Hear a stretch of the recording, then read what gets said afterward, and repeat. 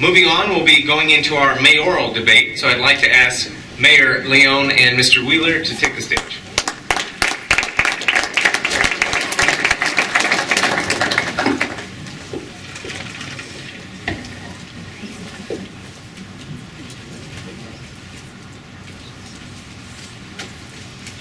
Thank you, gentlemen.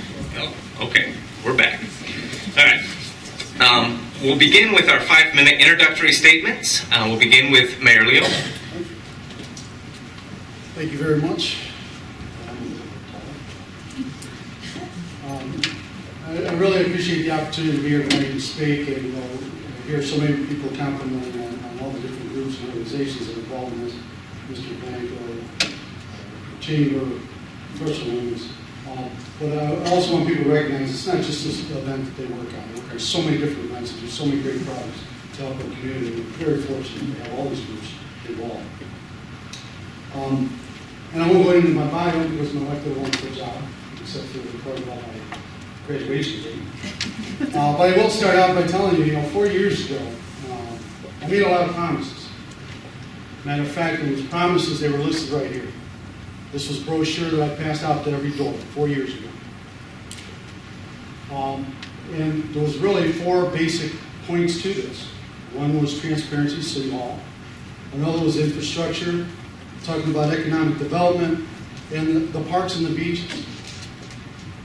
Most of the time, when you get these on your door, they end up in the trash, along with the promises that those politicians print on. For me, I kept this very close to me. I followed through with every single one of these topics. And I'll start with the transparency issue. I wanted more transparency. Right out of the gate when we first took office, we went ahead and we published the budget online so everyone could see exactly the revenues that the city had. Shortly thereafter, I felt it was really important, since we weren't getting a lot of participation in the audience with the council, that we get the ordinances online before they are voted on. So you had an opportunity to view them in your own home, on your own time, and also make sure that the contact information to the councilman that represent you was there so that you could make those calls if you had any concerns, you wanted to talk about any of those issues. I'm grateful to say that working with Cole Hadfield, our auditor, we recently became one of the first cities in the state of Ohio that has the checkbook, the city checkbook online, so everyone can do it. This is dedication to transparency. This is a one way to try and bring the trust back to government. As we know in government, there's a lot of mistrust. And I'm grateful for the partners that I have in order to do these different things so that we can bring some of that trust back. Mine, going to infrastructure. That's probably one of my biggest fortes. For many years, I got over 30 years of experience in infrastructure. Whether it's road construction, building houses, water lines, you name it. I've been in those trenches and understand it. I also understand the need of a city who's been neglected for so many years. I'm not talking about just the previous administration. I'm talking about many administrations in the past that didn't know enough to reinvest in themselves. I'm very fortunate to have a council that is more than happy to work with me and understand what we're striving for when we look at that infrastructure and what it means economically. They afforded me the opportunity to work with some of the engineers to put forward a master plan for sewer separation in the city of Port Clinton. Now, I guarantee you, most of the politicians I know, the infrastructure projects, the stuff on the ground, do not win elections. They just don't. But if we want to entertain people, and we want to bring people here to open up new businesses, to continue to thrive, we need to look at all those different issues. And it starts with a good base, that infrastructure. It's extremely important. So much so that we move forward with those plans the council allowed me to move forward on the sewer separation. We were able to sell them when we wanted to revitalize our downtown, which is a huge boost for us economically. We have to start somewhere. Over $6 million in revitalization is going on in downtown Brooklyn right now. One of the biggest points to that, the reason being, is collaboration. We have one from Main Street, we have a chamber, business owners. I see Laura Slacker's in the audience. We spent time, we brought a lot of people to the table to move forward with planning and how we're going to revitalize our downtown. We brought a lot of our partners in. We had commissioners, state representatives, Randy Gardner. I can't say enough about that job. Wonderful human being. I don't but as we're moving forward, those things are hugely important. And since I'm very limited on time, I want to talk real quick. The parks and the beach. I'm sorry, brought up a lot of points about that. And we've been working very diligently on securing those funds, so we're not reaching into taxpayers' monies to do a lot of improvements. But we're relying on our wonderful fire department, our police department, our service guys. They're coming in and just real quick. Wonderful to be here. I really appreciate it. For me, collaboration is the key for our success, and I hope we continue this. Thank you. Thank you, Mayor Leone. Mr. Hugh Wheeler. Thank you. I'd like to thank all the sponsors for tonight putting this together. I'm Hugh Wheeler Jr. As you know, I'm an independent running for the mayor's spot from Portland. My wife Heidi, my daughter Logan is here. Me and my wife have been married 25 years. She's worked in her hospital 18 years. My daughter Logan, she's one of two. She graduated from UT this year in the nursing. Lauren, my youngest, she has now entered UT in the criminal justice. During our years of marriage, like many people, we've encountered hardships. Not only having to file bankruptcy, which is a great company, but also fighting hard to recover and rebuild. It has made me become more passionate, empathetic, and understanding the people like us that went through the same hardships. I value employment, job security, and most of all, self-worth for myself and others.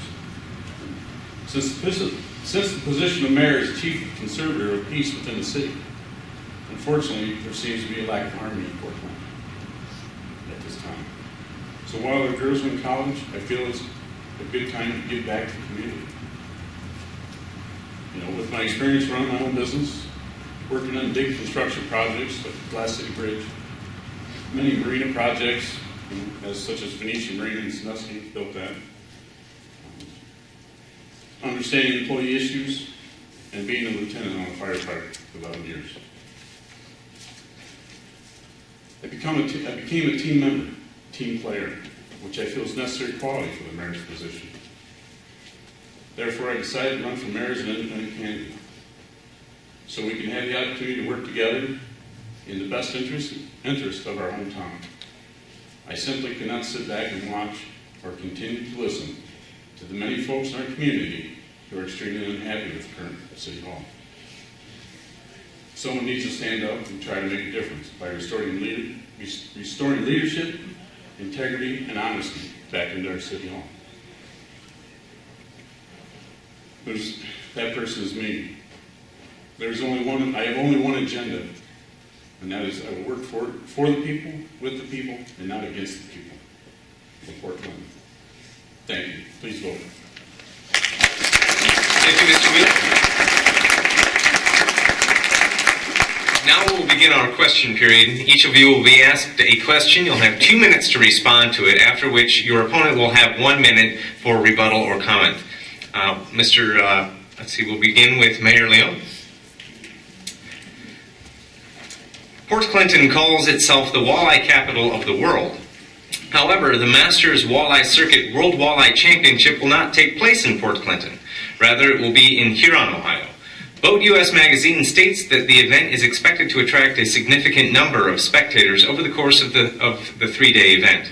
Please describe the critical steps you would take, if elected, to ensure that future walleye tournaments of this magnitude occur here.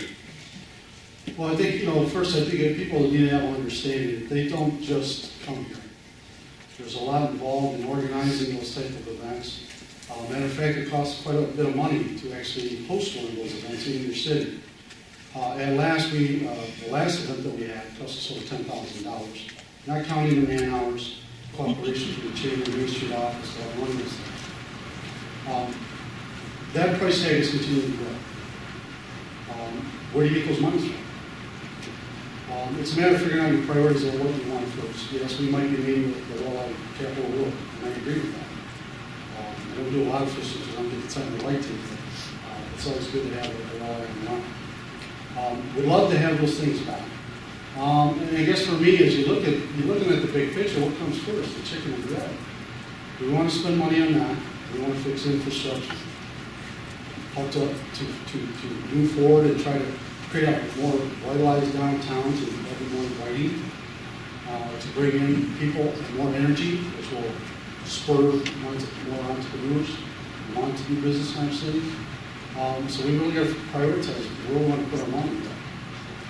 So for me, I was able to bring the team together and talk about that, so we could really weigh it out. We rely heavily on council with those discussions and keep more informed and work together.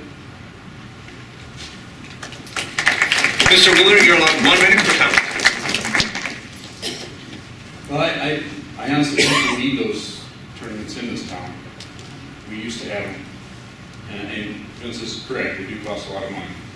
But they also bring people in money to our community. So, you got to get with council, weigh it out. What do we want? What can we afford? Do we want the people here spending money in our community? With a little dig out of the city, if the city's got to pay a little bit to make more for our community, why not? Stay right there. You get the next question. Okay. That's right. Mr. Wheeler, infrastructure, enforcing building codes, and the development of downtown are issues shared on both your platforms. What new things would you bring to the table for the city of Port Clinton? Well, enforcing the codes is a big one. Everybody says the people down here don't have the money to fix their buildings up. Well, they collected rent for 50 years. What do they do with that rent? They spend the money. There's grants available along with, and the mayor has done this, has helped people bring money into them. Main Street, the chamber. You got to get all them people together, and there is money available for them people, and you got to make them do it. You can't go down there and force them to. You've got to put it to them. They got to come in. They got to fix their buildings up. They collect rent off. We don't. The city doesn't. They have to keep them put up. Mayor Leone, 1 minute commentary. Absolutely. Well, first of all, as you look at the ordinances and those codes that you're speaking of, that is really dictated by the legislative body, which is your council. We have a lot of regulation ordinances that are extremely outdated. But I like to say they don't have the teeth that we need in order to enforce it.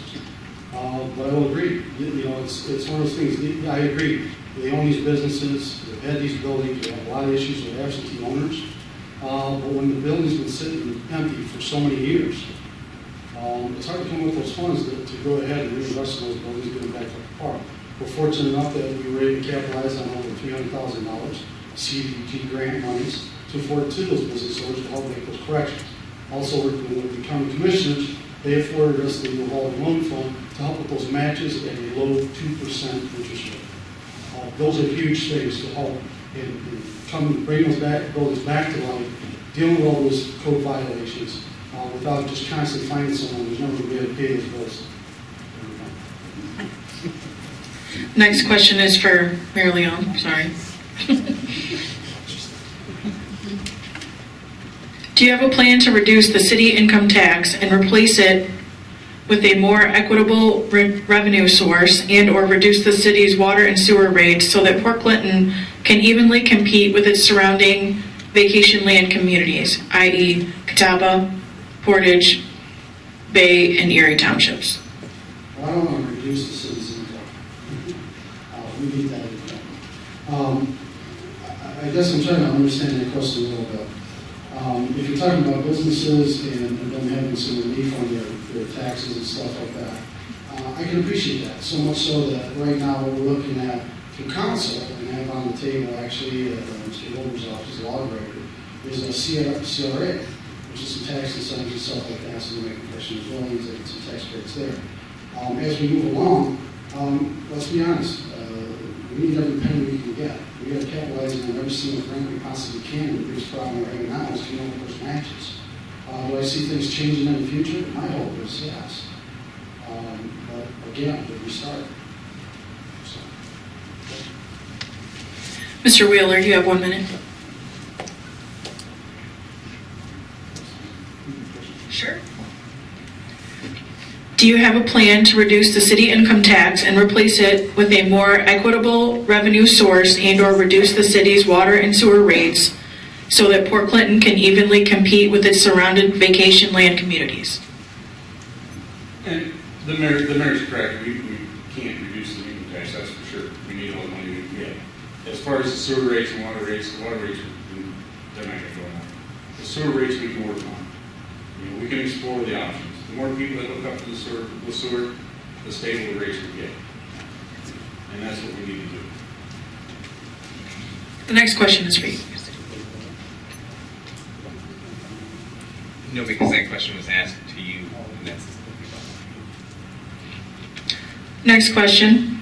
In regards to reoccurring issues such as Waterworks Park development and the Port Clinton Lighthouse, how would you make Port Clinton more profitable even in the off-season? Well, putting the lighthouse in place is a big one. It would bring people in, even in the off-season. As far as Waterworks Park, we do need something. We need plans to come forward so we can, so they can get to council. Council can look at it and go through the steps that it takes. Like you said, the lighthouse is the best one right now. Thank you, Mr. Wheeler. Mayor Leone, 1 minute. In regards to reoccurring issues such as Waterworks Park development and the Port Clinton Lighthouse, how would you make Port Clinton more profitable even in the off-season? Well, I think the first part is you have to focus on the season you have right now. In order to expand that season and make it more viable, you have to focus on what you have right now. Who you are, what you are. As much as I appreciate the lighthouse, and I think Port Clinton's history is hugely important, but I don't see that as a major revenue source to the city. I think it's something that's extremely important. Absolutely. Look forward to seeing that on the water's edge, there's no doubt about it. But as we move forward as a city, we need to think about potential development. We have a wonderful property that's situated right on the river and the lake that is totally underutilized. There are different plans in the works. We've seen some conceptual drawings, but that's not the end of it. There's other plans that I'm working on personally to look at developing the river's edge concerning marina, boardwalk, making the connection. We're working with Army Corps of Engineers with the shoreline restoration. And basically, they've given us the green light on that. Those are all things that are going to help us economically as well. Thank you, Mayor. This next question is for you, too. There's a pattern here. Aside from the streets, what is your strategy for repairing the city's infrastructure, and what areas will be your priorities? Well, I think if I start on those priorities, we talked about the sewer separation. 65% or better of the infrastructure in the city of Port Clinton is combined sewage. We have a big issue with that, especially when we have EPA. We're fortunate enough that the improvements we've made so far is to consent decree, the order, if you will, put on by the EPA to make some corrections. Those corrections have to continue to move forward. What we're looking at is we have two choices. We can improve our infrastructure and create the capacity that's already existing and relieve the pressure off our wastewater treatment plant, or we can spend money on a wastewater treatment plant in addition. Where does that money come from? Well, we if we continue to work on the sewer separation, we're not only fixing our sewers and the streets above them, but we're also taking less pressure off our wastewater treatment plant, which I hope is the goal for more for new business, which we're working on Lakeshore Drive. We're very fortunate working with our county commissioners and work with them to successfully secure grants to add more customers to our base, which kind of addresses some of those water and sewer issues that we talked about that we wanted to control over. More people buying into those fixed costs. The cheaper we can start. Actually, I don't think we'll ever see where water and sewer rates go down, but we can stop it. But it's going to be more people on that one. Mr. Wheeler? Aside from the streets, what is your strategy for repairing the city's infrastructure, and what areas will be your priorities? Well, there's a master plan that was put in place that hasn't been utilized. If we get back to that plan, you know, the master plan, it went from worst to best. And it said where to start and where we end. And maintain it in between, they'll get fixed. I mean, get back to the plan. Okay. The next question is to Mr. Wheeler. Board of Elections records show that you've not voted since 1995. Do you believe it is important to be a voter, and if so, how do you explain your voting record? It is important. And my voting record it goes like this. I wasn't a political person. I really wasn't. In 2000, and after speaking to John Houston about 2012 elections, and I've been listening and watching for the last couple of years. In 2012, 43 elections were won by one vote. So, and I went home and I'm thinking, I'm like, you know, how many more people are like me? How many more people don't vote? We got 6,000 residents in Fort Clinton. 2,000 turn out to vote. Do those people register? Probably not. It's not really a right.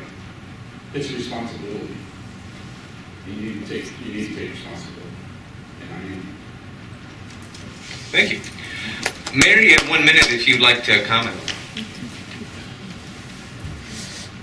Well, I appreciate it, and I agree with you. It's absolutely responsible. So much so that we just had previously had an election to vote on something concerning our senior citizens. I know I was at the polls. I certainly hope that you participate as well in that obligation. The next question for you, Mayor Leone. You are currently involved in a lawsuit for sexual harassment and creating a hostile work environment within City Hall. What will be the cost of this lawsuit to the city taxpayers? Okay, first off, I'm legally bound as a mayor. Yes, I work for the city of Fort Clinton, and I am instructed that I am not allowed to talk about those matters at all. And so that's pretty much that topic. Thank you, Mayor Leone. Mr. Wheeler, you have 1 minute, if you'd like. I just want to say, you know, it's where it needs to be. Let the justice system take charge, do what's right, and what happens happens. Thank you. The next question is for.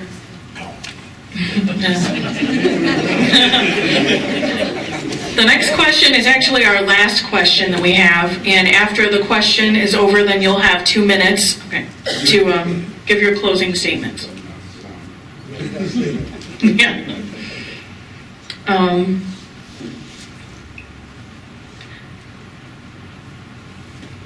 Yeah. I had to take the first part. What have you done in the past 7 days, 7 weeks, 7 months, and 7 years to make Port Clinton a better place to live, work, and play? Yes, 2 minutes. Well, I registered to vote. I'm cleaning up standing products. And I took the initiative to come out and do this. Somebody's got to do it. Thank you, Mr. Wheeler.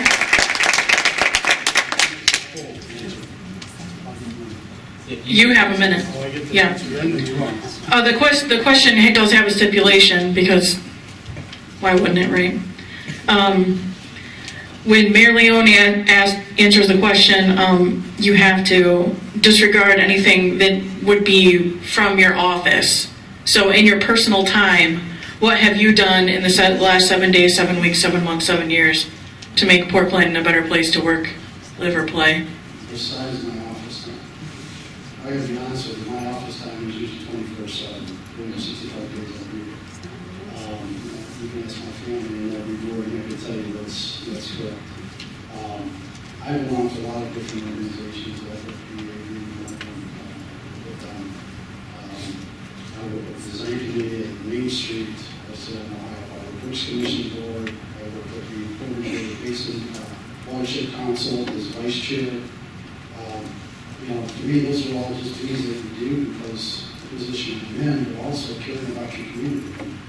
The list goes on and on. And I also don't think it's long, so there's yeah, I know I have 30 seconds, and it's not enough time.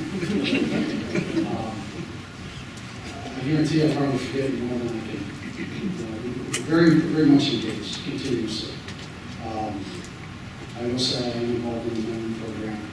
I strongly believe in our kids and how important it is to give them the guidance that they really like in their home because they have some absolute parents. Thank you, Mayor Leone.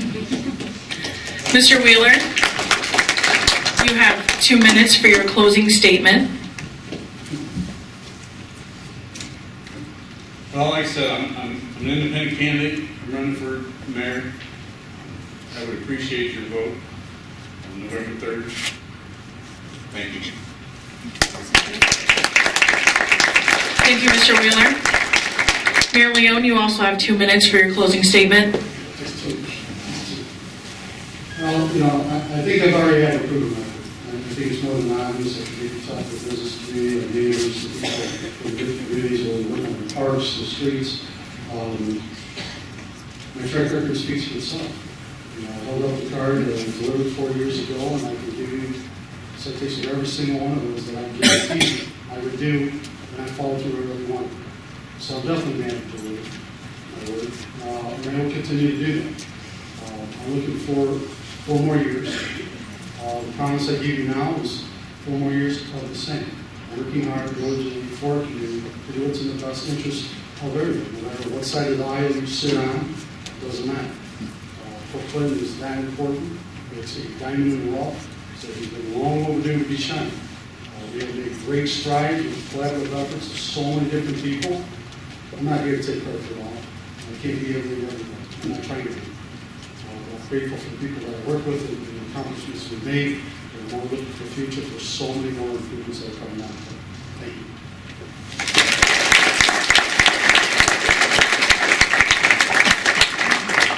Thank you to all the candidates who are here tonight, and thank you all for joining us.